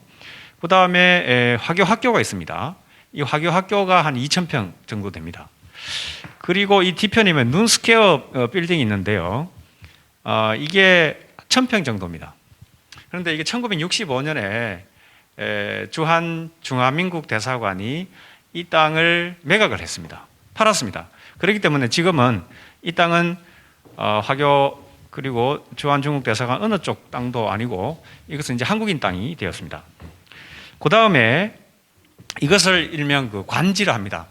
그러니까 총영사관 혹은 대사관의 땅의 그 소유라 해서 관지라고 하고요. 그 다음에 이 이외에 1,000평의 땅이 있는데요. 그 1,000평의 땅이 여기 있습니다. 여기 앞에 보시면은 이게 이제 그 뭐 대사관, 총영사관 앞이라 해서 관전과라고 합니다. 관전과. 그런데 이 앞에 보시면은 이 부분이 있습니다. 여기는 옛날에 뭐가 있었냐면은 청조에 경찰서가 있었습니다. 경찰서. 경찰서가 순포청이라고 해서 경찰 파출소 같은 그런 게 있었고요. 그러니까 범죄를 일으키는 화교들을 잡아가지고 가는 그런 기회가 있었고, 그 다음에 이쪽 부분이 있습니다. 여기는 지금 중앙우체국이 있는데요. 이 중앙우체국의 그러니까 관전가의 어떻게 보면 왼쪽입니까? 이쪽 지역의 땅과 그 다음에 지금도 화교들의 공유재산이라고 하는 이 재산이 있는데요. 이쪽 지역 이걸 합치면은 약 한 1,000평 정도가 됩니다. 그래서 화교들은 이 땅을 그러니까 이전에는 중화상에 현재는 화교협회 그러니까 땅을 일반인들에게 그 임대를 주고 그 임대 수입이 지금 화교협회의 임대 수입이 한 달에 한 600만 원 정도 들어옵니다. 그러니까 이게 옛날부터 있어 왔기 때문에 이 돈으로 화교협회를 운영하고 그 다음에 화교 소학의 중요한 운영 수입으로 거의 한 80% 정도를 일제시대 때 해왔다는 거죠.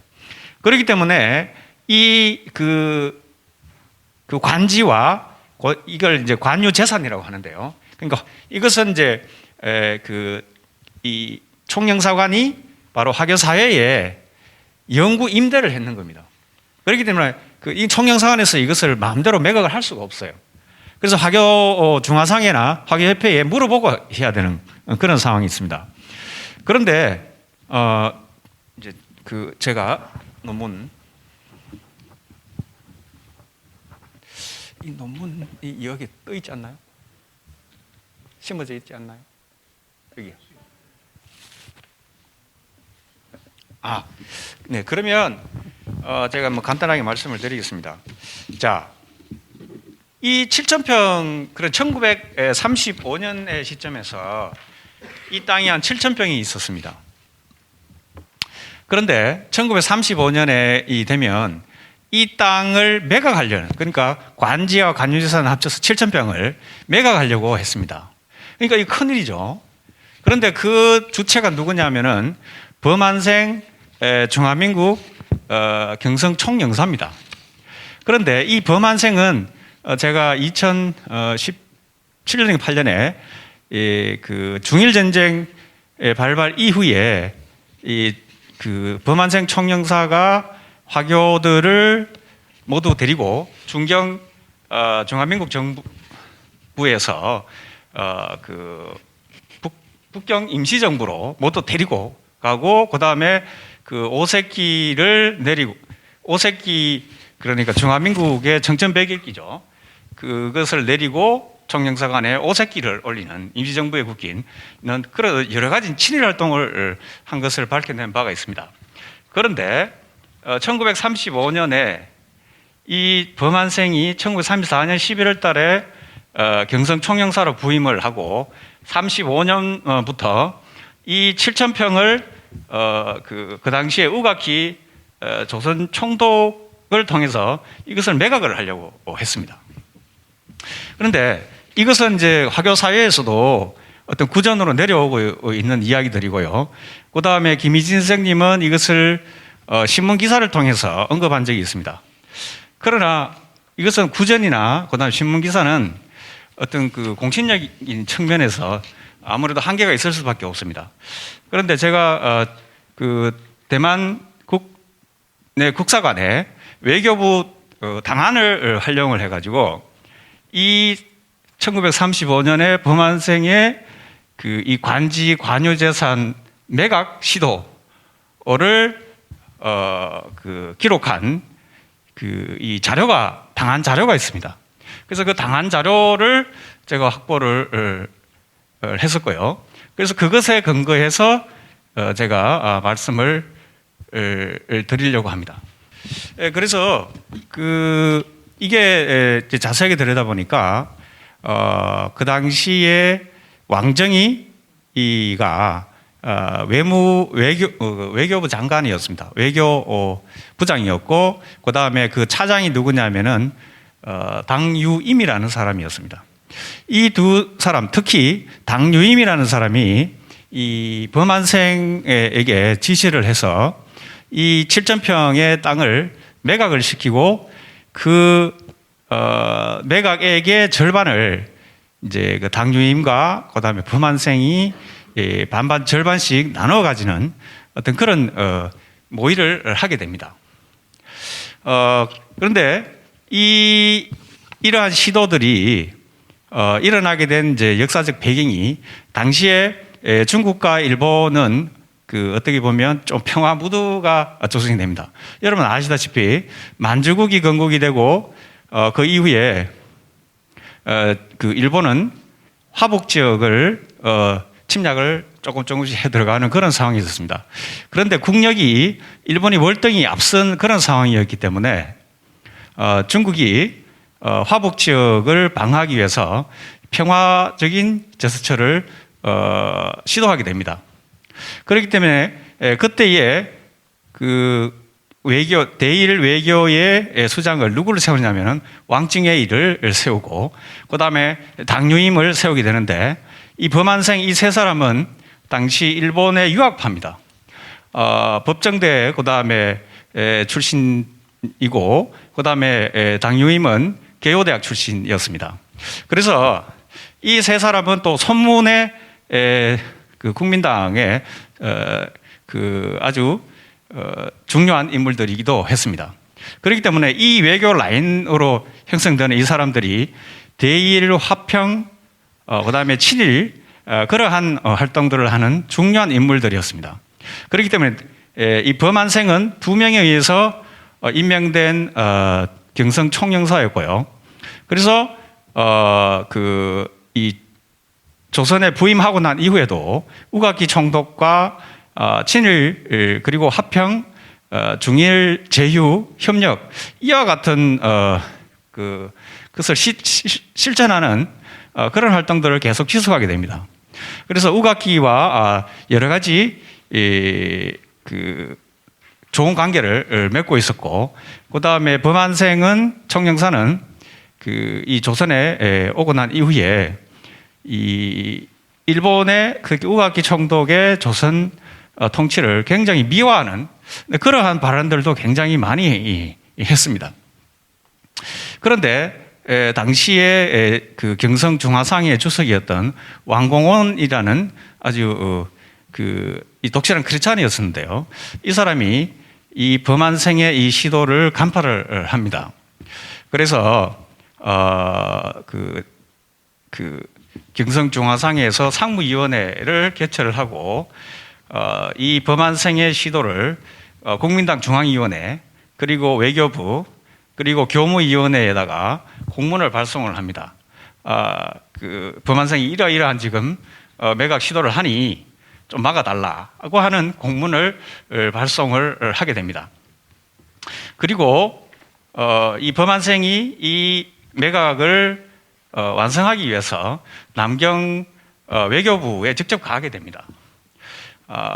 그래서 이것을 저지하기 위해서 이 왕공원과 그 상무위원 한 명이 남경까지 가서 이 당뇨임을 만나려고 몇 번이나 시도를 했지만 거절을 당합니다. 하지만 교무위원회 위원장인 그 진수인이라는 사람을 통해서 왕정이와 만나게 되는데 그때에 그 부당성을 알리는 활동도 하게 됩니다. 하지만 그러한 활동에도 불구하고 그것을 범한생은 계속 시도를 하게 되죠. 그런데 11월 달이 되게 되면 범한생이 이 매각 시도를 중지하게 됩니다. 그런데 이 왕공원도 자기가 왕정회의를 만나서 그것을 중지시켰다고 이야기를 하지만 사실은 그렇지 않은 것 같습니다. 제가 보니까. 왜냐하면 왕정회의가 1935년 11월 2일에 저격을 당합니다. 그래서 큰 부상을 입고 그 이후에 이 외교부장과 행정원장을 사임을 합니다. 그리고 12월 25일이 되면 당뇨임이 또 저격을 당해서 사망을 합니다. 그러면 대일 유화적인 외교를 펼치는 두 명이 사라지게 되는 거죠.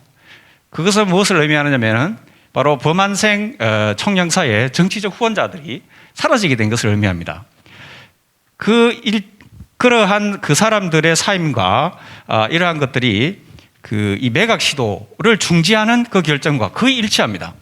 그래서 제가 생각하기로는 그러한 중국 정부의 중화민국 정부의 대일 외교가 강경으로 선회하게 되는데 그것과 분명히 이 매각 시도와는 굉장히 관련이 있다 이렇게 생각을 합니다. 그런데 이 범한생은 계속해서 이제 8년간을 경성 총영사를 지내게 되는데요.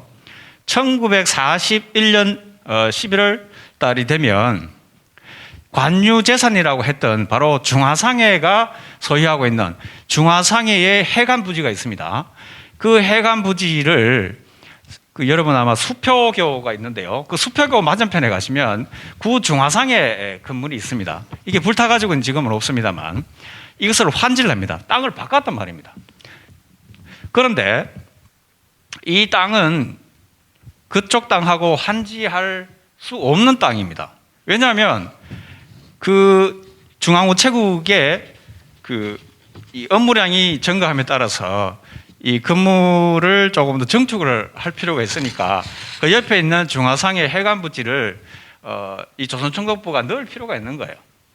그런데 이 화교들이 굉장히 옛날에는 반대를 해서 하지 못했던 땅인데 이때는 거의 화교 사회의 반대도 없고 그리고 아주 유리한 조건에서 이 환지를 성공시키게 됩니다. 범한생이.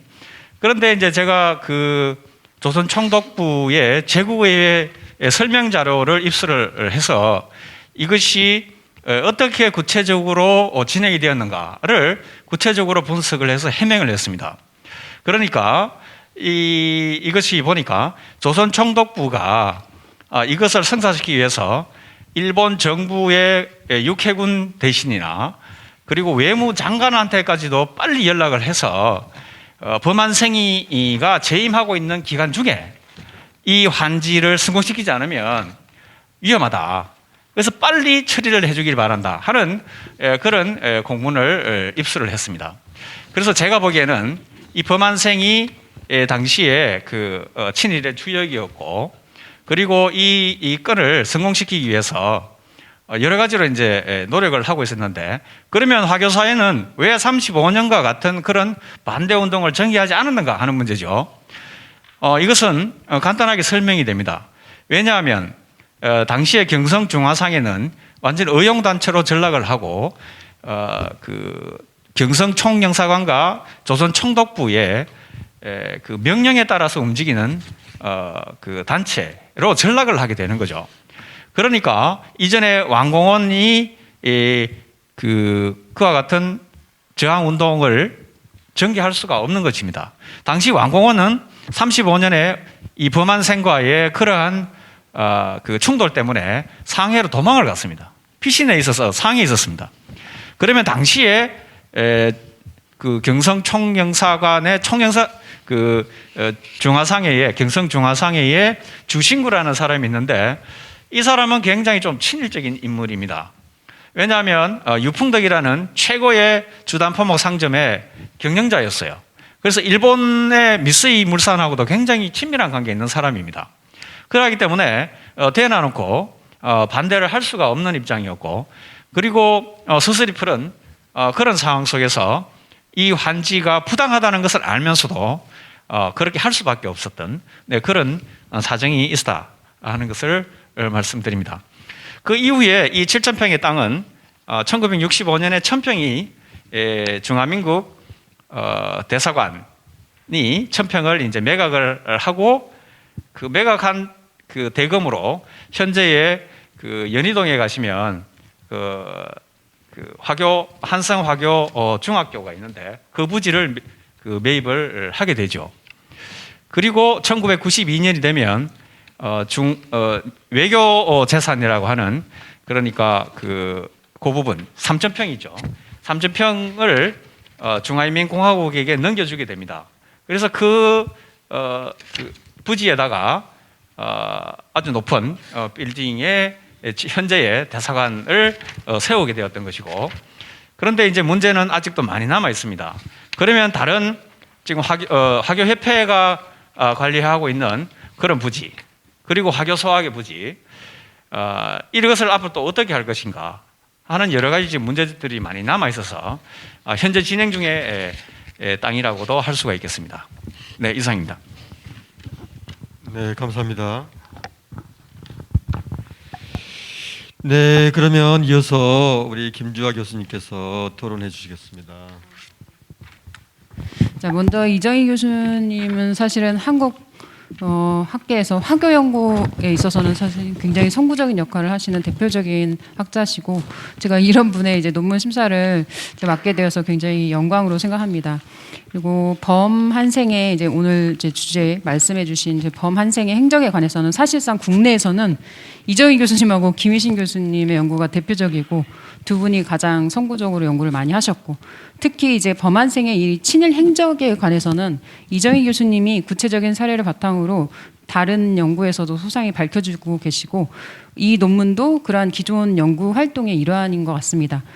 특히 이제 화교 사회의 사실은 핫 이슈라고 할 수 있는 관지 매각에 관해서는 기존에는 연구 성과로 증명된 것보다는 말씀하신 것처럼 언론 보도와 구두로 전해지는 설이 대부분이었는데, 이 연구를 통해서 본 논문을 통해서 범한생의 관지 매각 시도가 확실한 그 사료를 근거를 바탕으로 한 역사적인 사실이었다는 것을 증명하는 하나의 단초를 제공할 수 있을 것으로 생각됩니다.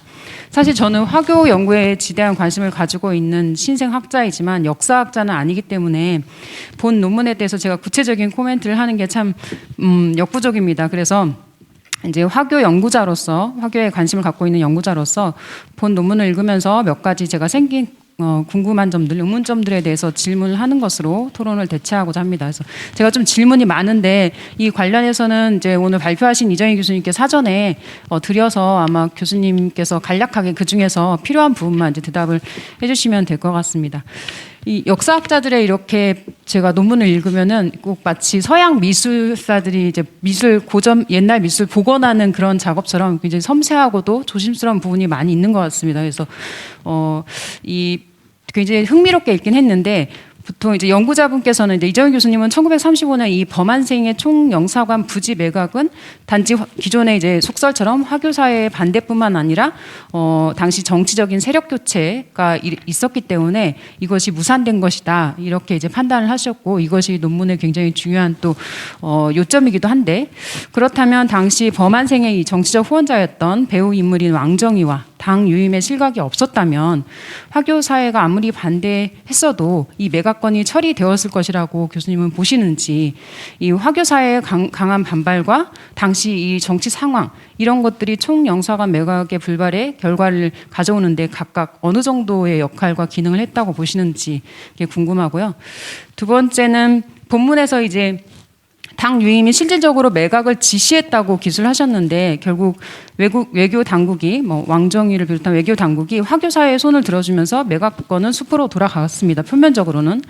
그렇다면 그 이 본 관지 매각권에서 범안생의 역할이 단지 당 유임의 지시를 충실히 따른 수하인에 불과한 것인지 아니면 당 유임과 범안생이 서로 결탁하고 화교사의 그런 말처럼 일본 정부와의 거래를 통해서 정말 사리사익을 추구하려고 한 것인지 그러니까 즉 매각 처분을 처음 지시한 사람이 사실 누구인지 그리고 주도적 역할을 한 사람이 누구인지 이 왕정이와 당유임과 범안생 중에서 누구의 의견이 주도적이었고 누구의 역할이 가장 컸다고 생각하시는지 이 매각권에 있어서 이 세 사람의 역할을 어떤 식으로 보시는지 그게 좀 궁금했고요.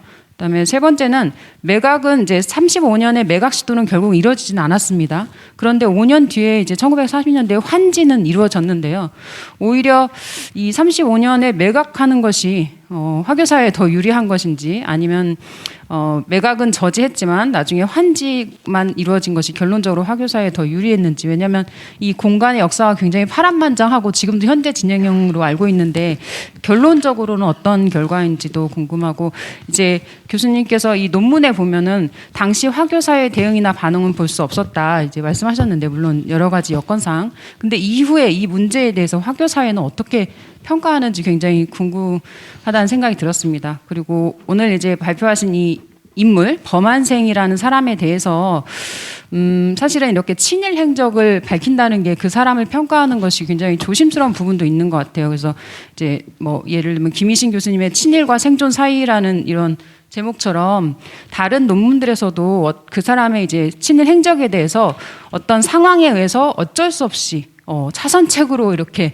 친일 행정을 했다. 나름 국가를 위해서 했지만 그렇게 해석하는 사람이 있고 아니면은 정말 그 개인의 사리사욕을 위해서 매국노 역할을 했다. 뭐 이런 친일 행적이 있는데 그럼 교수님께서는 이렇게 범안색의 행적도 화교사의 생존을 위한 어떤 선택의 일환으로서 전략적 친일이라고 생각하시는지 아니면 정말 개인의 사리사욕을 취하기 위해서 명백한 친일 매국 행정이라고 판단하시는지 왜냐하면 기존에 계속 범안생의 이런 친일 행적에 대해서 추적을 하셨기 때문에 아마 교수님 개인적인 의견이 있으실 것 같아요. 이런 부분들이 궁금합니다. 네, 감사합니다. 여기까지입니다. 네, 감사합니다. 질문을 많이 주셨는데요. 네. 아울러서 답해 주시죠. 네, 네, 그렇게 하겠습니다. 네, 이제 시간이 없어서 생각을 합니다. 그렇습니다. 왕정이 그리고 그 당유임 범안생 이렇게 하는데 공교롭게도 세 명 다 그 중국 국민당의 핵심 인물이었고 그리고 소문을 스승으로 생각하는 사람들이었습니다.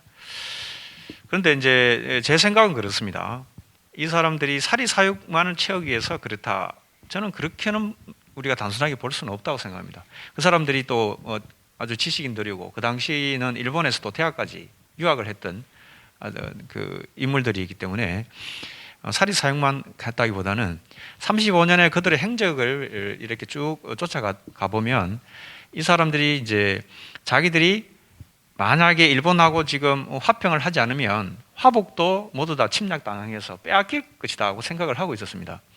그러니까 이 사람들은 지금은 일본의 그러한 침략을 멈추는 것이 미래의 어떤 저항을 하는데 준비 단계로서 굉장히 중요하다고 판단을 하고 있었던 것은 아닌가 하는 생각이 듭니다. 그러면 이 관지와 관유재산의 매각은 뭐냐면 바로 그러한 일본과의 화평 평화, 근데 이것을 보여주기 위한 하나의 수단으로서 이 사람들은 보여주기 그 수단으로서 자리매김하고 있다 하는 것이 저는 더 타당해 보인다는 생각이 듭니다. 그래서 이 부분에 대해서 화교 사회는 이 35년의 이 관지 매각 시도를 자제시킨 왕공원 영웅입니다. 네.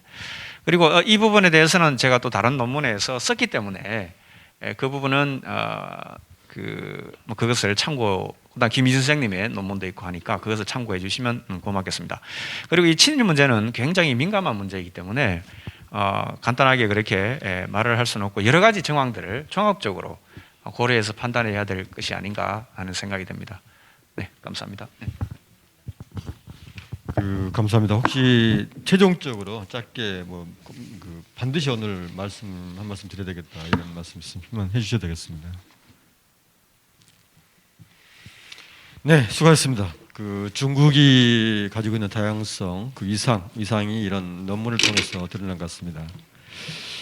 지금 여러 가지 50년대 또 뭐 베트남 디아스포라 또 일제 시대의 어떤 그런 문제 이렇게 다양하게 발표해 주셨는데요. 이런 연구들이 우리가 중국을 더 깊이 있게 이해하고 또 중국과 한국과의 관계 이런 것들이 더욱더 상호 화해적으로 발전되는 계기가 되기를 바랍니다. 감사합니다. 수고하셨습니다.